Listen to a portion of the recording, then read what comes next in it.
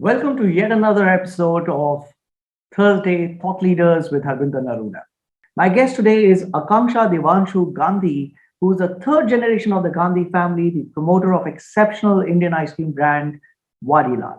Aakanksha has been associated with Vadilal Enterprises at Ahmedabad as a result-driven and hard-working president for branding. Aakanksha heads the parlors segment and is closely involved with branding, sales, training, and other operations, including the P&L.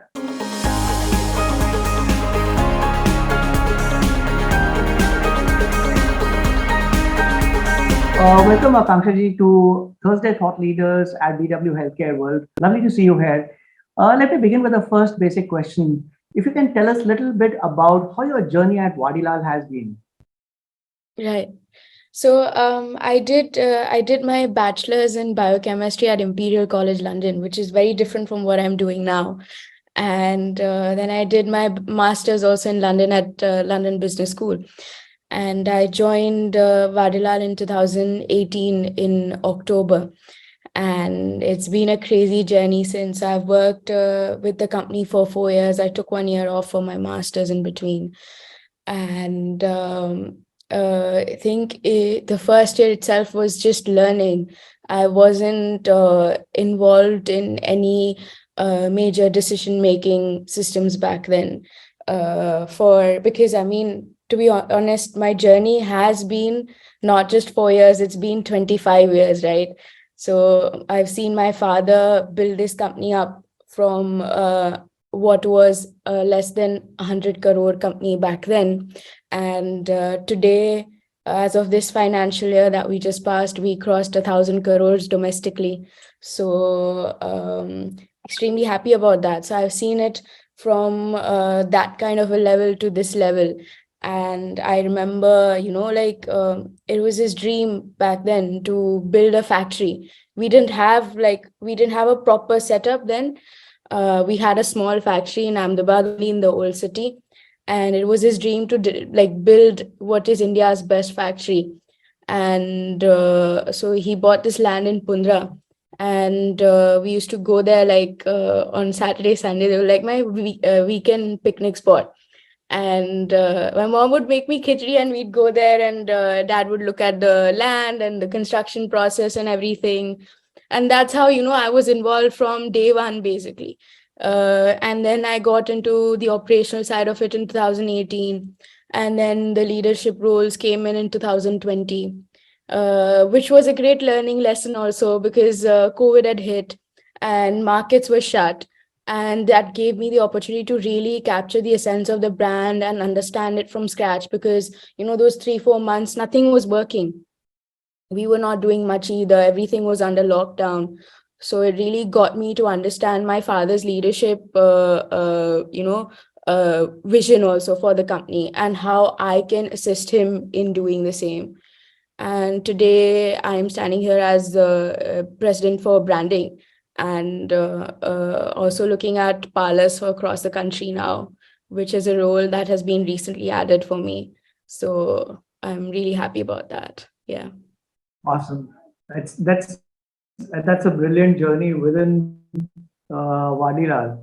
But you mentioned that you've been associated with the brand Vadilal for 25 years. Initially, as someone who was watching her father build the business, build the brand, and today participating and getting trained and then participating in the leadership. Akanksha, you've seen the brand for the last 25 years. Initially, as the child of someone who was building the business, building the brand, and now you've been involved in the business and in decision making now. How has your perception of Vadilal ice creams changed as as someone outside versus someone inside? Right. So from the outside to the inside, like if I'm honest, I've always been on the inside of things. So that's something that I want to address first in this question now. How I feel that the brand has changed and how we've tried to change the perception of the brand is that, like the core essence of the brand stays the same. For us being in an FMCG industry, with such a tricky supply chain management system, what is most important for us is availability of our product, followed by visibility and sustainability of the brand. So these three key factors are like what we absolutely rely on when like we like it's a bible basically, these three key factors. But what keeps changing is how we approach these three factors, right? So when it comes to availability, we need to be closest to consumers, because ice cream is a very it's an impulse driven category. Matlab, you feel like having an ice cream man hota hai and you just wanna buy it. You need that instant supply there. So that is how we approach the availability. And how that has changed recently is after, especially because of COVID, the rise of e-commerce and modern trade has completely changed the game for us. And what we've done is we've incorporated our existing retail network.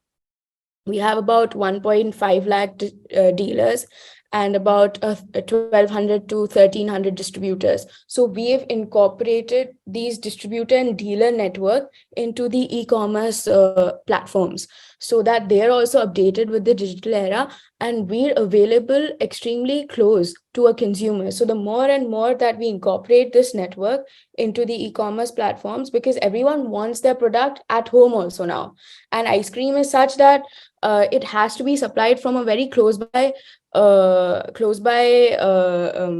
setup, because of the the supply chain, because it has to be maintained at a cool temperature. So we have to be very close to our consumers. So the more and more that we do this, it's better in terms of being available to our consumers. So that would be the first point. In terms of visibility, what we've noticed is, again, the media mixes stay the same. The media mixes have never changed. Of course, digital has been added, but things like outdoor hoardings or TV, radio, press, they've always been there. But how digital has completely changed the ball game there is that everyone wants to converse now, because digital has made that so easy. And first it started with conversing with your friends and family and people in distant places, but now it's become conversing with brands and personalities.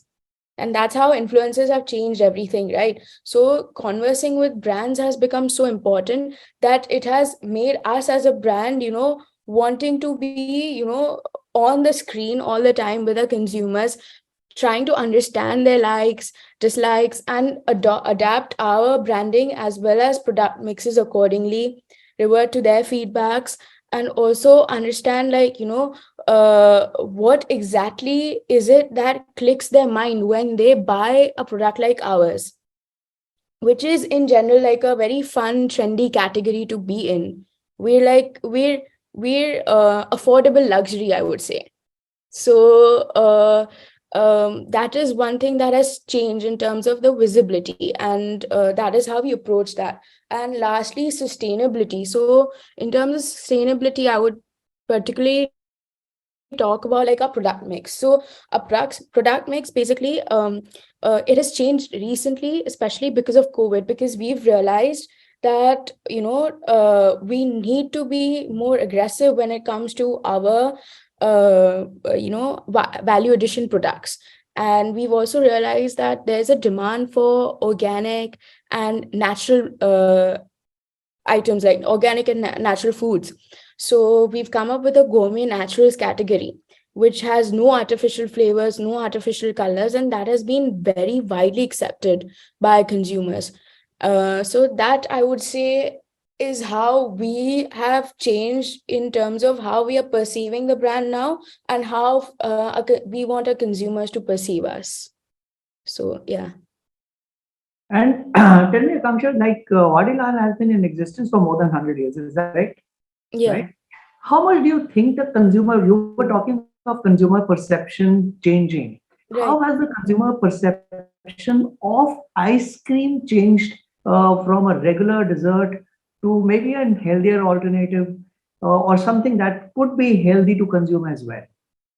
So, perception has changed on multiple aspects. Like I said, we're a luxury, but we're an affordable luxury, right?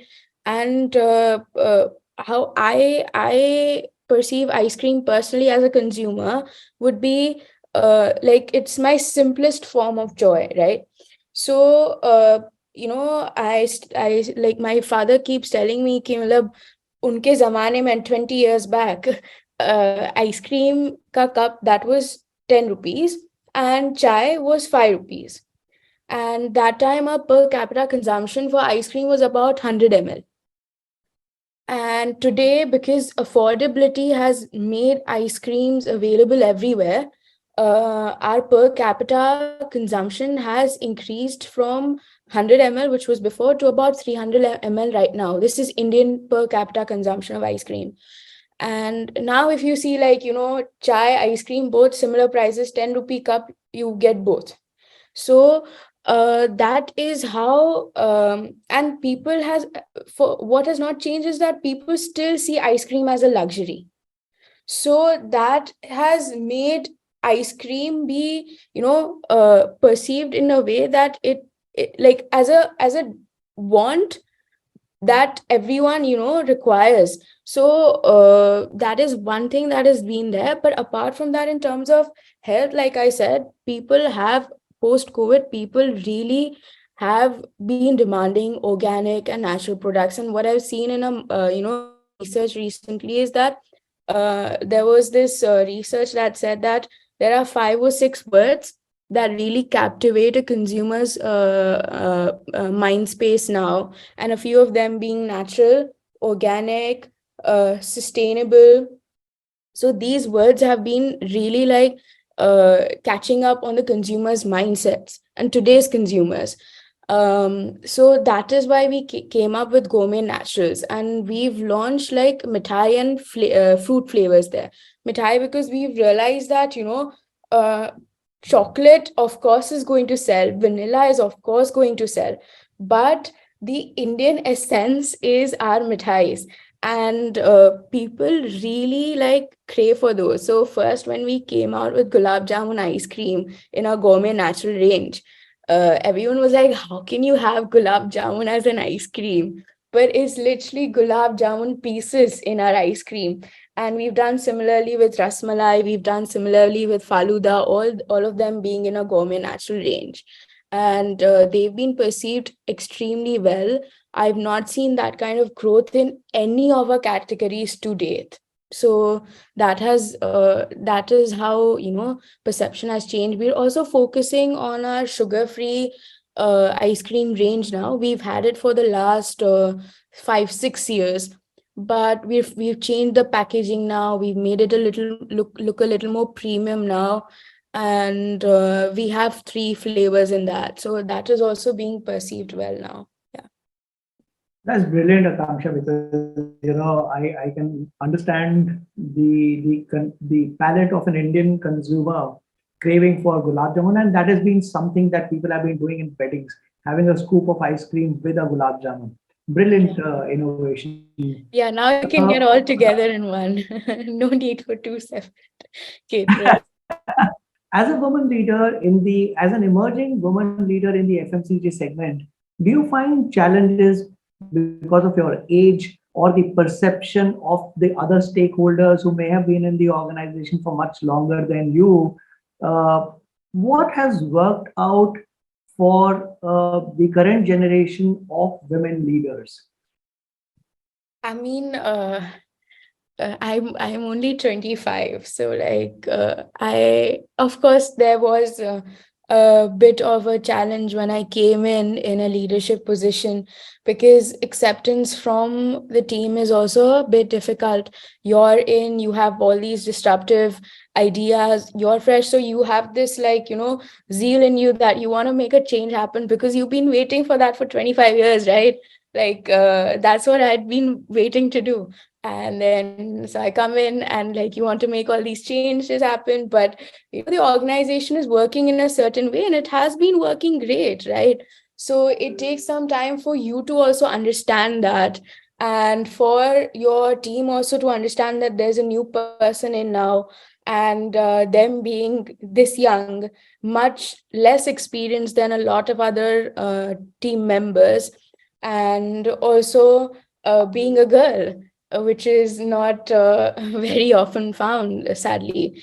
And what I realized that, in the last 3 years, I've realized this, and I work with my female teammates, and they also talk about this, that they don't dream of being in positions of power.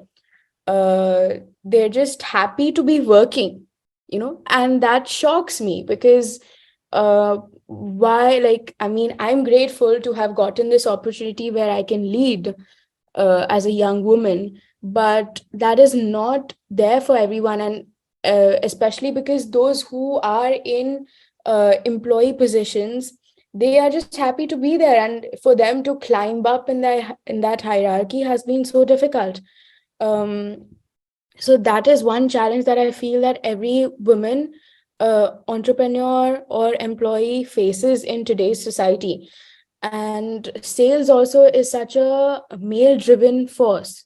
Like, so for us to be in that you know uh, network has been a challenge for me and for other women employees also. So what a few things that have helped me and do help young women entrepreneurs to this date, like the first thing being how, like, what my father has told me. And can I say this in Gujarati, because he says it in Gujarati and I'll explain it. Absolutely, absolutely, absolutely. So he says, "Saune laine agar vadhvanu," which means that सबको आके सबको साथ में आगे लेके बढ़ना है. And um, uh, basically, like, work with everyone together and take everyone forward together, not like, because that's how teams work. And Yes. why this is so important for him is because he was also in a family business and he also entered like me. So he feels that, for me to work in harmony with my senior members, be them, be it that they are from the family or not from the family, I have to interact with senior members every day. And for me to be able to lead that kind of environment would be if I make sure that I make them believe that we are moving forward together. And because that is a fear that, in general, uh, big businesses do have when, like, younger disruptive entrepreneurs do come in. So that is one thing that has really helped me. And the second thing, I feel society is definitely moving forward in certain ways. And there, like, society has started accepting that women have multiple roles in lives, and they are availing women with, the resources that they are able to do it all, like, manage a personal life, manage a family life, and also work at the same time, like, be ambitious. So, like, societal perception and a forward mindset there has also helped me and, my fellow employees there. Brilliant, Kamsha. That's a brilliant thought process, and kudos to your father who's sharing those kind of values with you and uh, your acceptance. Kamsha, I'm a diabetic, you know, but I crave for ice creams. I love ice creams. What about sugar-free ice creams for diabetes patients? I mean, is it a myth or a reality? Can there be healthier options? Because as we understand, even the alternative sweeteners are may not be healthy. So, what is the effect of sugar-free ice creams or alternate sweetener ice creams on people? Or is there something that can be innovated and made? Right, there are, first, I'd like to address the point where you said that there are some sweeteners that are not recommended for a long period of time, right? Because some of them are like that, and there are a few other um, industries that, especially in the soft drink category, that are still using those sweeteners, which I would say they aren't yet. There's no research that says that you cannot use them for a long period of time. However, they are not recommended for pregnant women and kids. but the kind of sugar-free ice creams that we have, we only use permitted sweeteners that are not sugar, but are alternatives that we use in a sugar-free ice cream. These are these are very well being permitted by the FSI regulations, because we've been abiding by them for the longest period of time. So those kind of sweeteners are not being used in our ice creams, and it is true that they are completely sugar free ice creams, and can they are made for diabetics. So I would say, like, sir, you can definitely have those ice creams. There is no harm in our sugar free ice creams. Lovely, Akanksha. I'm looking forward to that. And Akanksha, do you think ice creams can be positioned for well-being as well? And if you think they can be, how do you plan to do this? I mean, I'm really talking to you because you're looking at the branding and positioning for your organization. Right. So, first thing I would say is, like, there's this line that we believe in the company, that sad moments ko happy banaye, or happy moments ko aur bhi happy.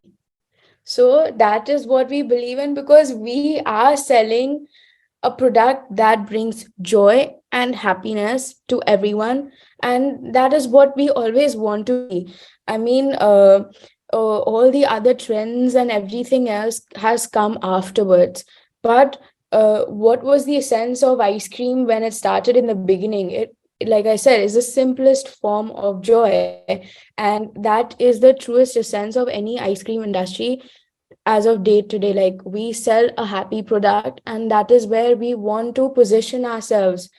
And so that is one thing there. But then, like, of course, there are multiple researchers that have time and again mentioned that ice cream has been a stress buster, ice cream has been a mood lifter.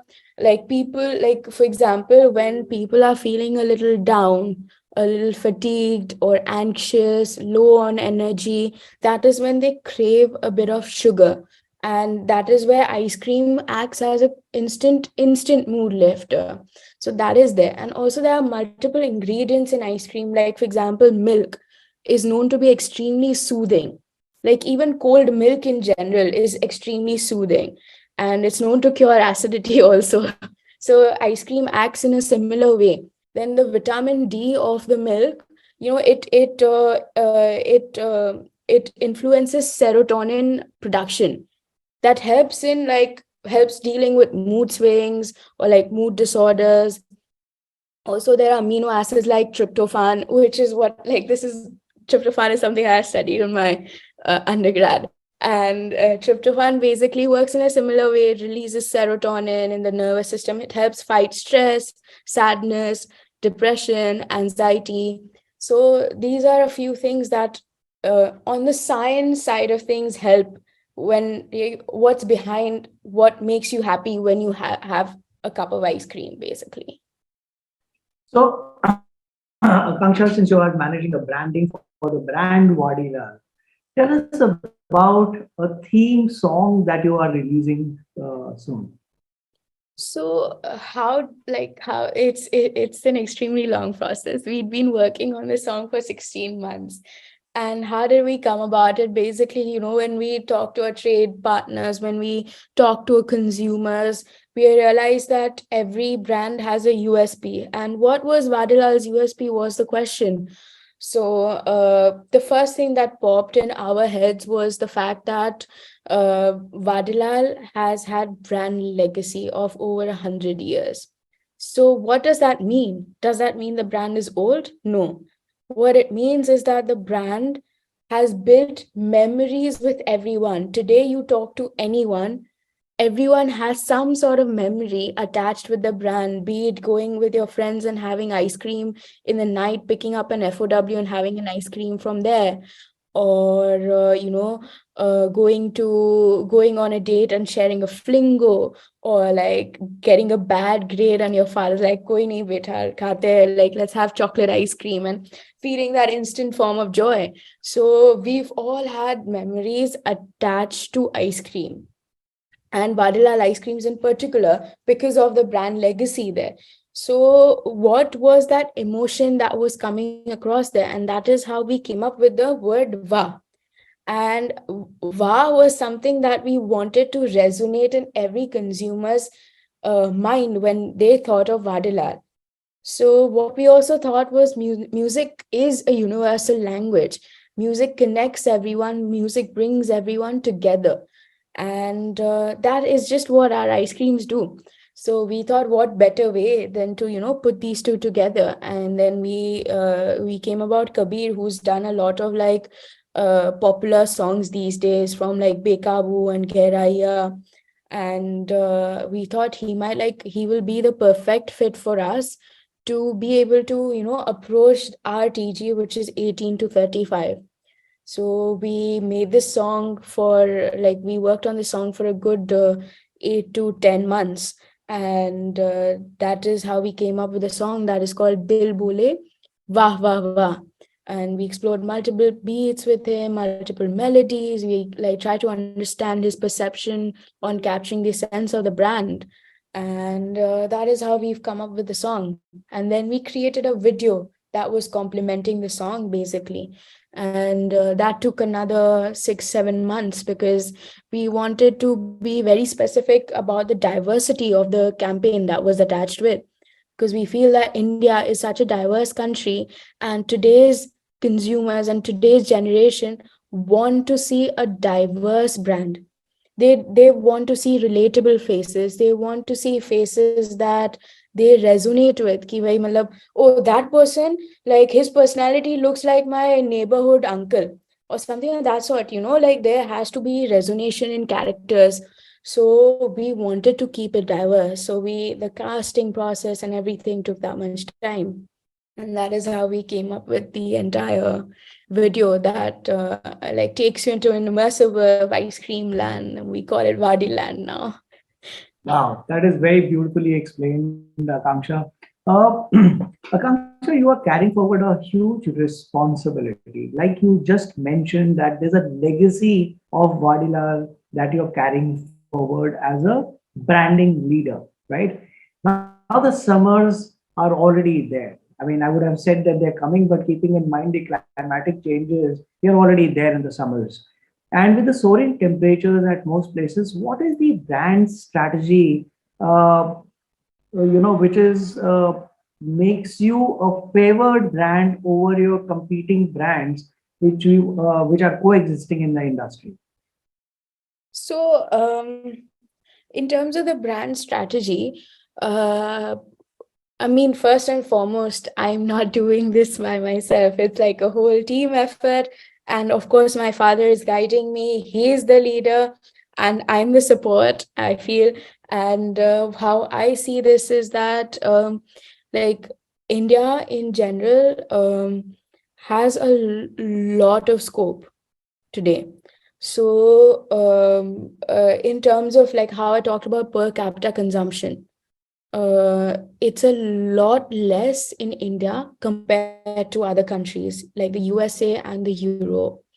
And our target is to focus on that domestic market, because we're also, I mean, we're an Indian brand. We personify vocal for local. We started in 1907, and we want to focus on that domestic market.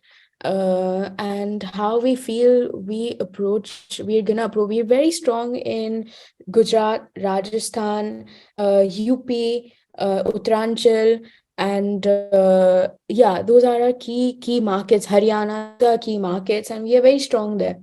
But what we are seeing now is we want to focus on the east and northeastern markets. And how we are doing is that we are increasing company depots over there, because ice cream has limited holding capacities basically, because it has to be maintained in a cold chain environment, right? So for us, for to match that availability, like I said earlier, we need to be present very close. And for that, we're improving and increasing our company depots in the east and northeast markets, so that we're able to reach our dealers and consumers extremely fast. So that is one thing that we are focusing on. And the other thing is like our range of products. So we have about 250 different SKUs for the domestic market, which is insane. It's the most like number of SKUs that any, one FMCG industry has had in India at all. Like forget only ice cream players. There's no other FMCG player who's targeting that one industry with such a large range of SKUs. So we have something for every single person, and we have something for every single mood, not just like forget every age, forget regional taste. We are going as specifically as mood. So that is definitely something that we are doing that sets us apart from our competitors. And of course, giving the best quality products. We are continually, improving our qualities, doing researches to do the same.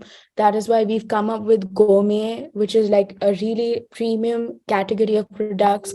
We've come up with Bada Bite, which are like big size candy products. We've come up with the Flingo category. We've come up with the gourmet naturals recently. So the range is definitely one thing that helps us stand out with competition. Yeah. Got it. So, Akanksha, we spoke about that you're targeting young people, right? That's your audience, which is 18 to 25, which also includes millennials.